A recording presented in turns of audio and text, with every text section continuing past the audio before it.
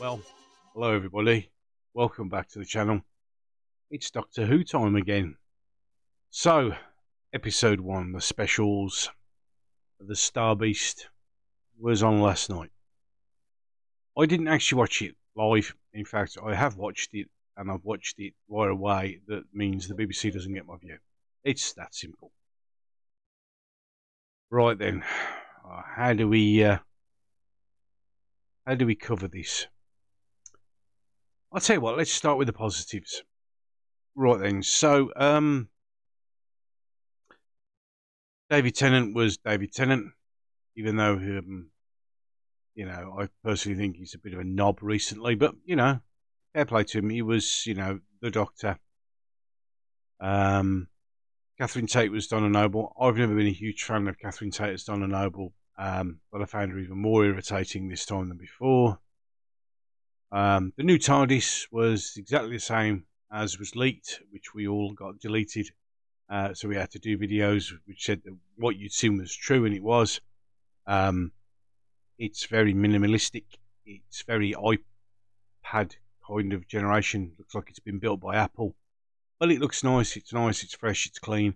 Super disabled friendly with all the ramps that go nowhere in particular.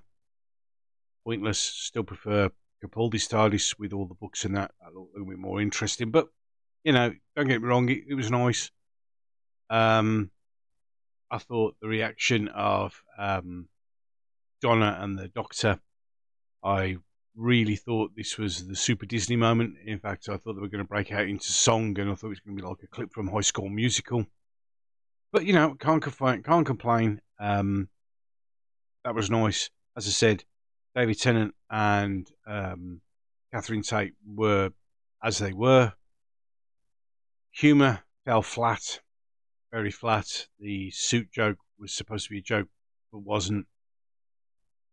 So yeah, there's the good things. To be fair, it would have had the potential to be a fairly decent episode. Remember, for those people who didn't realise, this is based on a comic. I think it was set in the Tom Baker era. So if you'd read the comic, you know who Meet the Beep was. It wasn't really surprising. The Beep ended up being evil. That could have been done really, really well. Kind of wasn't. But the whole story was just this weak scaffolding for what the whole idea of the episode was, which was the message. Now, the BBC guy, Neil Armstrong, as he says, not the astronaut, did a review and said it was very preachy and ended up just being all about the message. And this is all about the message. It starts off with, obviously, Rose, or should we say Jason, which is what the three kids who rode back past him on the bike shouted. And it was all about being trans and trans and trans. Right then, whoever said that Yasmin Finney was a great actress because she was brilliant in Heartstopper, she wasn't in this. I thought Yaz was wooden. Very poor. Not very good at all. You may have seen, if you follow me on Twitter, links are down below. My review literally was, it's the start titles, which everybody goes, oh, they're lovely. It reminds me very much, I initially thought Strange New Worlds, but no. It reminded me of Star Trek Discovery titles. And this is the same cause and effect of that. Because Discovery destroyed Star Trek, and this is no longer Doctor Who. In fact, I now refer it to as the shit show formerly known as Doctor Who. Now, to all you people out there, all the Rainbow Brigade who thought this was really, really good, not because the show was actually good, but because it pandered to your message. And if you stop and look back and took the message out of it, you realise this was not actually a brilliant episode. It could have been, had the potential to be, but it wasn't. So you love it because it suits your agenda, and it's because it's what you want to see on the screen. The fact that the vast majority of people didn't want to see this on the screen was by the by. Right here is the bit where I should say, told you so, tried to warn you. Well, I did. I did say it was going to go this way. It wasn't too hard, although I did keep saying I was praying that it wouldn't be. Secretly knew it would. Was this as bad as I thought it would be? Yeah.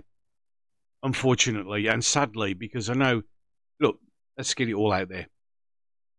As I like used to say with the Jodish things, if you enjoyed that show, then that's fine for you. If you enjoyed this particular episode, for the episode, not the message. See, this is where you've got to take the distinction. You need to take out the message that you particularly enjoy, take that out, and then look at it as a whole episode, and you'll find it wasn't brilliant.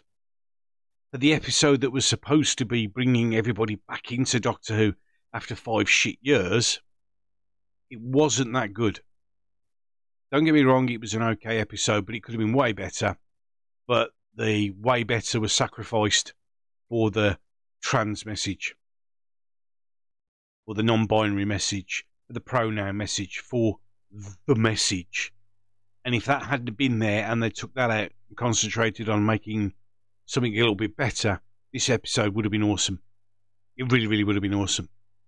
And I would have sat here and gone, was wrong. Absolutely, massively wrong. My mistake. Thank God, actually, my worst nightmares didn't come true. And I'm honest, yeah, it did well. But it didn't. Part of me was bitterly disappointed. Part of me thought, well, you could see this coming from a mile off, and it's not going to get any better. And I've got a few examples that I can pop up on the screen. Just to give you an idea, I'm not going to go massively into the episode because most of the time I was groaning and whinging. So in any case, so we bring this bit up, which is the one of the messages. It's a shame you know nothing. It's a shame you're not a woman anymore. She'd have understood something a male presenting Time Lord will never understand. So we brought David Tennant back to insult him. The smug looks on the faces, the attitude was all about the message. It really was terribly about the message. And then, of course, don't forget the yes, Meep, I promise I can get him. I can help get him home. You're assuming he's a pronoun. As a pronoun. Oh, sorry, good point. Are you a he, she, or they? Why? And that's just 2 examples. It was literally nothing but the message. Quick question is, which needs to be addressed, is why did they cut Bernard Cribbins' scenes that he had filmed out of it? Was it a mark of respect? If it was, you did the wrong thing, because that would have been one of the greatest lasting legacies for him to have done those scenes. So, big question is why have those been cut? Apart from that little, oh well, I really like that man. Any case, not really, not good at all. So yeah, not the greatest thing. It's a shame, as I said. I've said it at the time, and I'll keep saying it. It could have been a really, really good episode. It could have been enjoyable. It could have dragged people back in. But it's all about the message. And then afterwards, we get this little gem, which, well, let's just play it, and let's see what he has to say. It'll be interesting. Not just representation for representation's sake either, Russell. Rose is a character. There's a lot more going on there than... Absolutely. It actually becomes a vital part of the plot.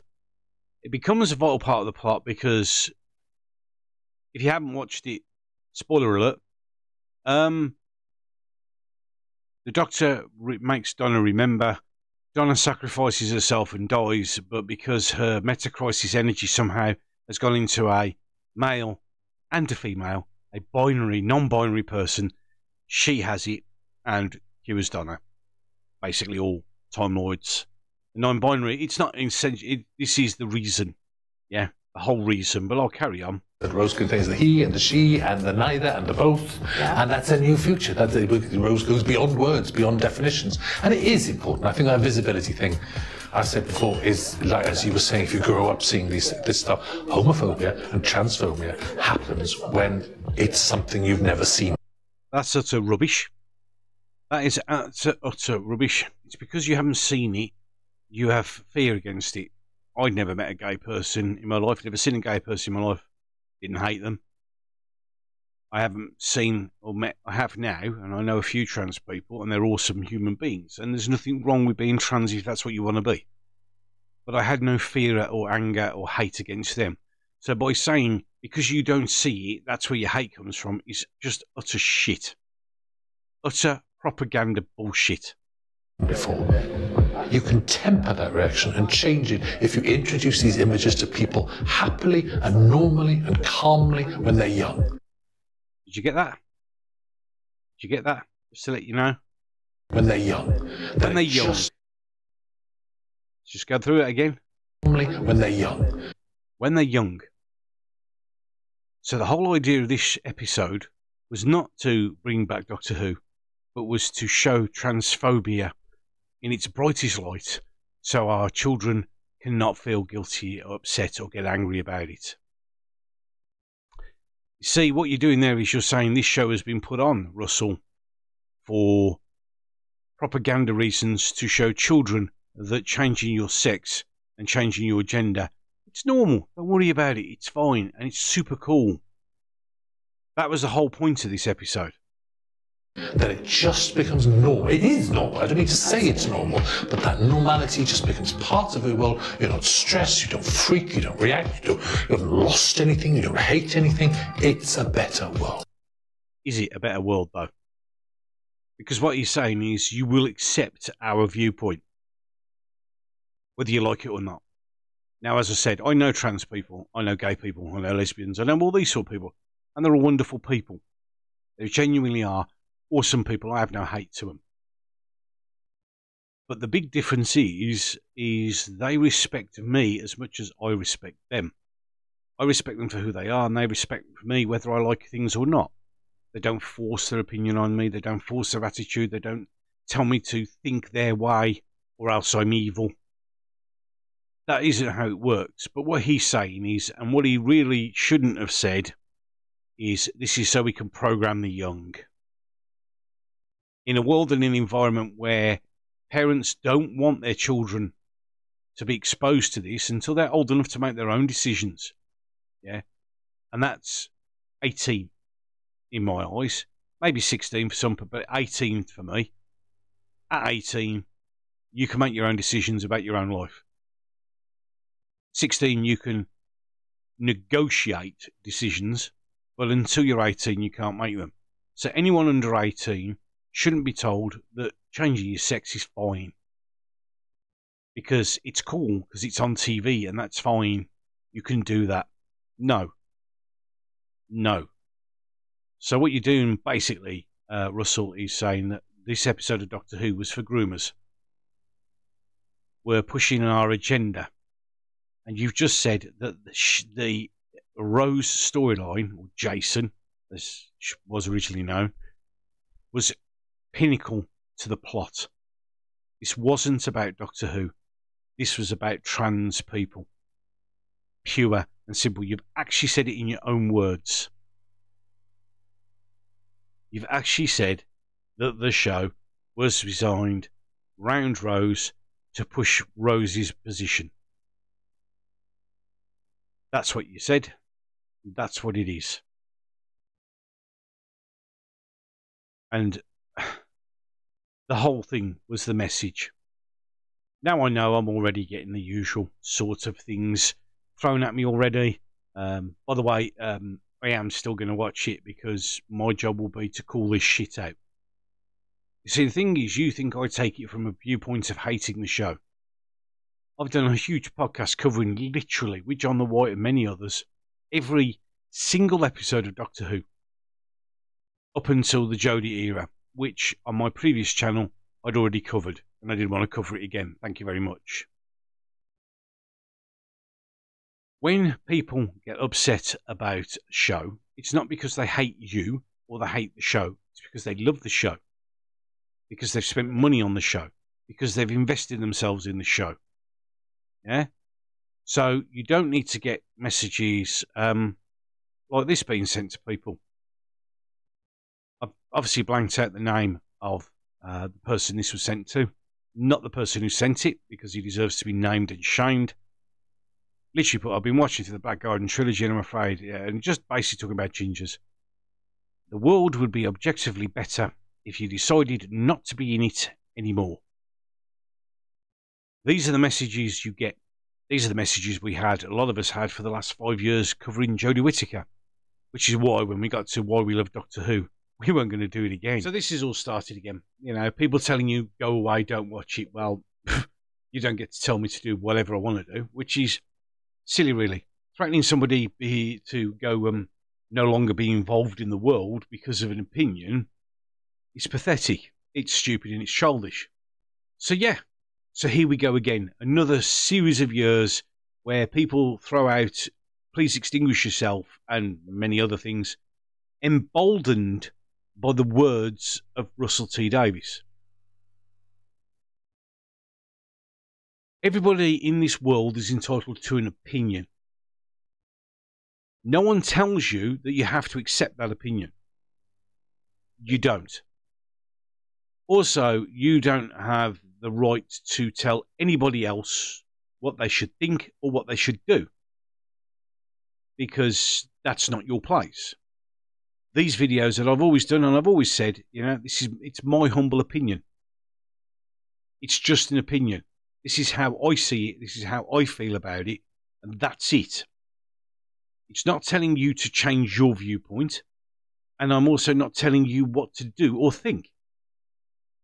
Those of you who have messaged me saying, why don't you just stop watching then? No. A, you're not my mum and dad, and you don't get to tell me what to do. And two, I've always watched Doctor Who from a basis of I like the show. Never said I'm a Whovian, never would ever say that. But I'll watch it because I need to attack it with an objective point of view. Now, I've said that if this show hadn't been about the message, this would have been a good episode. It really would have been a good episode. Not a brilliant one, but it would have been a good one. I mean, even David's attempt at a speech fell flat on its face. The humour fell flat on its face. Yes, the visuals are awesome, but as I used to say in Jodie Whittaker's era, the visuals are awesome, but if I'm going on, wow, the visuals were great, that means the show's shit. Yeah, the music was great. The music come back, the music was awesome, brilliant. Yeah, okay, nice. But the show isn't about the visuals and it's not about the music. It's about the writing, the plot. And the plot, clearly in Russell's own words, was all about pushing Rose and trans ideology onto the young. Those are his words. Not putting words in his mouth. That's what he said. So, the overnights are in. This is another reason why I waited. I calmed down a bit and I waited. Because I was waiting for the overnights to come in. So, let's get up there. There you go, ladies and gentlemen. The overnight was 5.08 million. That's it. Now remember that if you're watching that on overnight on the iPlayer catching up, even if you watch it for 30 seconds, it's a view. So the very first one is 5.08 million. And now we're going to get the week of the pontificating and the posturing from Russell T Davies and the Rainbow Brigade, which of course are going to guarantee that that 508 drops. Even if it wasn't, it will drop. They all do. You know, the first one, the first episode of anything, everybody watches to see what it's like. A bit like going to the cinema. You go to the cinema, everybody goes to the cinema first, see what it's like, and then there's a drop-off. There always is. So there will be a drop-off. But now there'll be even more of a drop-off. Now that this show, in Russell's own words, was all about the transgenderism and to program the young into accepting it. His words.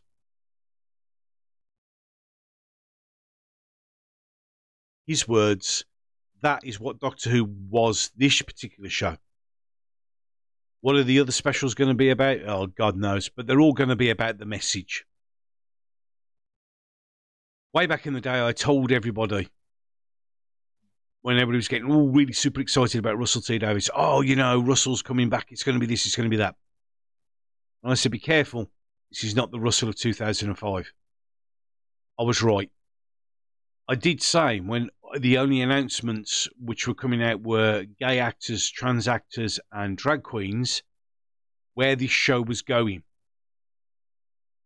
It now appears that Rose will be in more than one episode. When I said she'd be in more than one episode because of the way it was worded, I was called everything under the sun and called an idiot.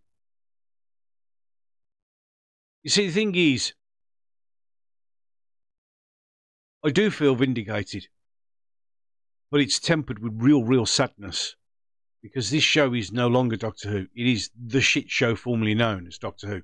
It's the agenda show. It's the propaganda show. It's the box ticking show. It's a typical BBC show. I expect the second one to be lower than this on the overnights, and I expect them to drop off. I don't even expect the Christmas one to do very well. Fortunately for the specials and the Christmas on these 4 episodes, you've got to be slightly higher than, was it 3 million? 3.6, 3.06 I think it was for Power of the Doctor. That's your only saving grace.